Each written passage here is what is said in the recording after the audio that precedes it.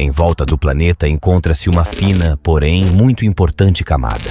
É de fato extremamente admirável saber que esta camada que envolve o planeta nos protege de tantos perigos presentes no sistema solar, como, por exemplo, as ondas de radiações e de plasma arremessadas a milhões de quilômetros pelo Sol. Esta importantíssima camada chamamos de atmosfera. A atmosfera terrestre é tão perfeita que poderíamos imaginar, de maneira muito simplória, por exemplo, um botijão de gás. As paredes deste botijão são feitas de uma liga metálica muito resistente à corrosão e também à pressão exercida pelo gás contido em seu interior.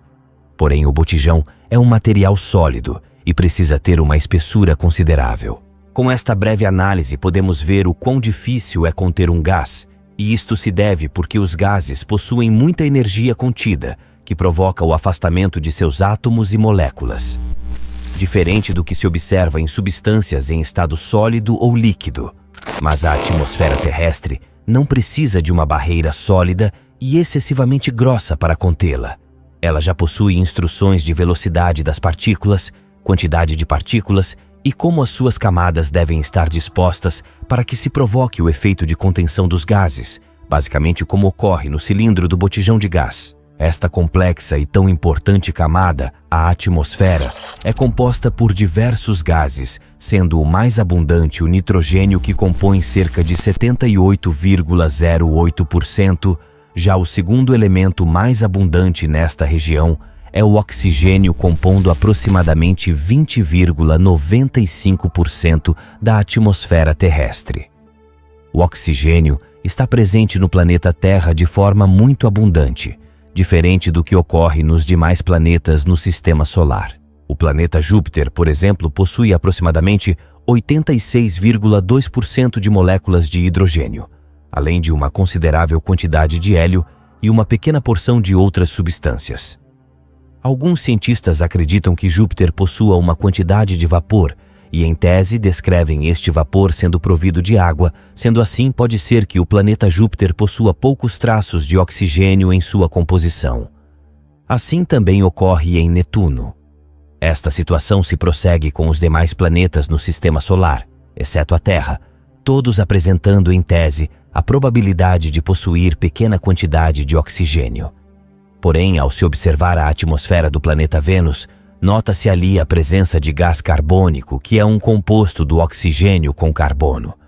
Saindo do sistema solar e voltando para o planeta Terra, de forma fascinante, vemos o oxigênio agindo, executando um papel importantíssimo para a manutenção da vida no planeta Terra. As plantas recolhem o dióxido de carbono presente na atmosfera. Ao fazer isto, as plantas combinam este dióxido de carbono com água, presente em seu organismo. Em seguida, ocorre uma reação química simplificada da seguinte forma. Em seguida, após a reação, forma-se um composto orgânico, o aldeído fórmico. Já nesta primeira etapa, a planta libera uma molécula importantíssima para a manutenção da vida, o oxigênio, contendo cada molécula 2 átomos de oxigênio quimicamente ligados. Composto este essencial que se combina com a respiração, pois sem ele o cérebro envia informações desligando diversas partes do corpo humano, evitando que se sofra danos por falta de oxigênio. Após concluir esta primeira etapa, as plantas passam a efetuar reações químicas ainda mais complexas, das quais se formam aminoácidos e substâncias proteicas que possuem papel importante na vida dos seres vivos. Estas plantas, por serem o alimento de muitos seres vivos, até mesmo do ser humano, como, por exemplo, diversos vegetais que estão presentes na nossa dieta, transportam as proteínas para o nosso organismo. Já o processo respiratório absorve aquele oxigênio lançado no ar pelas plantas através da fotossíntese. Ao respirarmos este oxigênio, ele é utilizado pelas células para decompor os alimentos e liberar a energia necessária. Após este processo, estas células liberam o dióxido de carbono, que em seguida, através da corrente sanguínea, vai para os pulmões e é liberado na atmosfera. E este gás será novamente absorvido por plantas, completando assim um perfeito e muito bem equilibrado ciclo. O oxigênio também está presente além da atmosfera em oceanos e rochas. Nos oceanos o encontramos combinado com átomos de hidrogênio, mais precisamente 2 átomos de hidrogênio e 1 de oxigênio, combinados compondo a água. Para termos uma ideia mais panorâmica da quantidade de átomos ali presente, imagine um copo contendo água.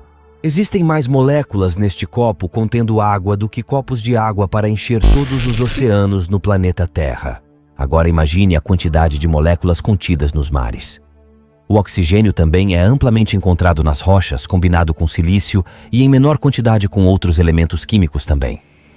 As pesquisas para se conhecer o oxigênio tiveram início em 1714, quando Priestley obteve oxigênio puro a partir de óxido de mercúrio, com um experimento onde ele aqueceu o óxido de mercúrio por meio de uma lente, por onde passavam raios solares que aqueciam a substância, provocando a decomposição do óxido.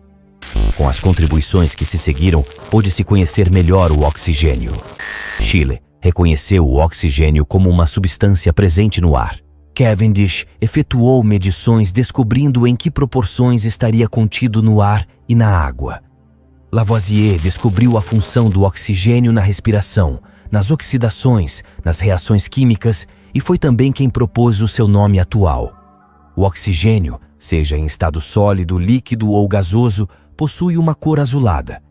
Ao sofrer ações provocadas por certos agentes, como por exemplo radiações, o oxigênio diatômico, o O2, apresenta uma forma alotrópica, ou seja, uma outra forma de combinação entre átomos de oxigênio. Esta nova forma se chama ozônio, contendo 3 átomos de oxigênio. Com estas propriedades, o oxigênio passa a atuar como um filtro, protegendo os seres vivos dos raios ultravioleta provenientes do Sol. Estes raios são nocivos para os seres vivos, porém, ao entrarem em contato com o oxigênio presente na atmosfera terrestre, transforma este oxigênio em ozônio e, por fim, este ozônio absorve de maneira muito eficiente estas radiações ultravioleta. O fogo é um dos fenômenos mais importantes utilizado pelo ser humano, usado para aquecer, cozinhar, assar, fundir metais, movimentar um veículo e até mesmo proteger uma tribo contra predadores. Muitas substâncias se combinam com o oxigênio produzindo a combustão. A combustão é uma combinação química que ocorre entre certas substâncias denominadas combustíveis e o oxigênio, que nesta ocasião é denominado comburente. Neste tipo de reação ocorre geralmente a liberação de energia em forma de calor. E caso a substância que queima for gasosa, forma-se a chama. Quando a combustão envolve oxigênio puro, esta combustão será mais violenta e produzirá um efeito mais intenso. Tal resultado não acontece com o oxigênio presente no ar, e isto se deve porque no ar, a cada 5 moléculas, apenas uma é de oxigênio, e após a combustão, o calor produzido serve também para aquecer o nitrogênio do ar, demandando assim mais consumo e menos calor produzido. Com isto, temos como resultado uma menor intensidade da substância que arde neste processo. Para fins industriais ou hospitalar, o oxigênio é capturado junto com o ar atmosférico. Em seguida, este ar é submetido ao processo de destilação envolvendo baixas temperaturas.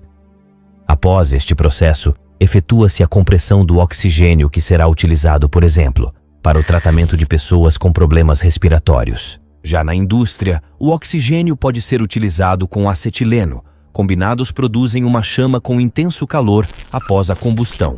E esta chama é utilizada para efetuar cortes em chapas metálicas. Os mergulhadores também utilizam o oxigênio em suas expedições marítimas. Neste caso, é utilizado o oxigênio diluído com um gás nobre, geralmente o gás hélio. Com isto, pode-se comprimir esta mistura em um cilindro que o mergulhador irá utilizar para respirar durante o mergulho. Todos os compostos do oxigênio são importantes, porém, se fosse preciso listar estes compostos, segundo o grau de importância, a água ocuparia o primeiro lugar, pois esta é tão necessária quanto o oxigênio para a respiração no processo de manutenção da vida. Uma variedade da água é a água oxigenada, contendo 2 átomos de hidrogênio e 2 de oxigênio. E, por fim, uma característica que o oxigênio possui é a capacidade de formar óxidos ácidos quando combinado com elementos químicos não metálicos.